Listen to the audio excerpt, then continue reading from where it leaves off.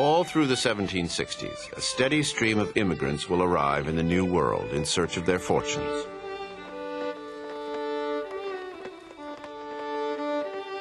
One such visitor is the son of an English sheep farmer, Nicholas Creswell. He keeps a detailed diary recording his impressions of his travels. Americans in general are good-natured and agreeable, but confoundedly lazy. Although they come from different countries, it is remarkable they speak English better than the English do, except, of course, for the New Englanders, who have a sort of whining cadence that I find hard to describe. They're tall and graceful, particularly the women, who are remarkably well-shaped. But they all have very bad teeth, decayed by the time they're 25. It is perhaps the hot bread they bake at every meal. The growth in population of this country is amazing. With the emigration from Europe, they are said to double their numbers every 16 years.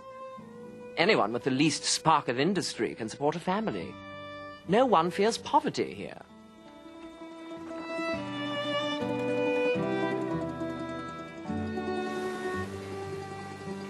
The American colonies, with their vast tracts of land, are extremely valuable to England. Their forests supply the tall, straight pine trees that become the masts for Britain's sailing ships. The farms and plantations export food and tobacco to England. Americans import virtually all finished goods from England. It is an arrangement that benefits everyone. But there are those in the mother country who fear that this relationship will not last. There was often a notion that the colonies had come of age, and if they were let out from the restraining hand of England, would produce a rival to England instead of a dutiful child. Americans were referred to as ungrateful children.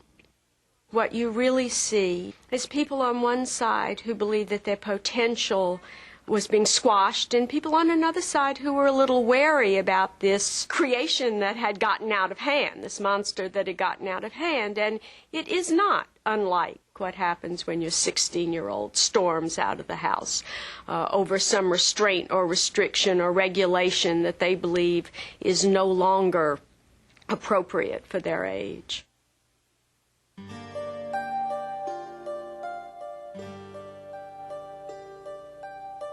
The protests over the Stamp Act ended in victory for the colonists.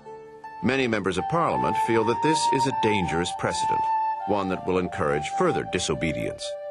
These presumptuous colonials will have to be brought under control.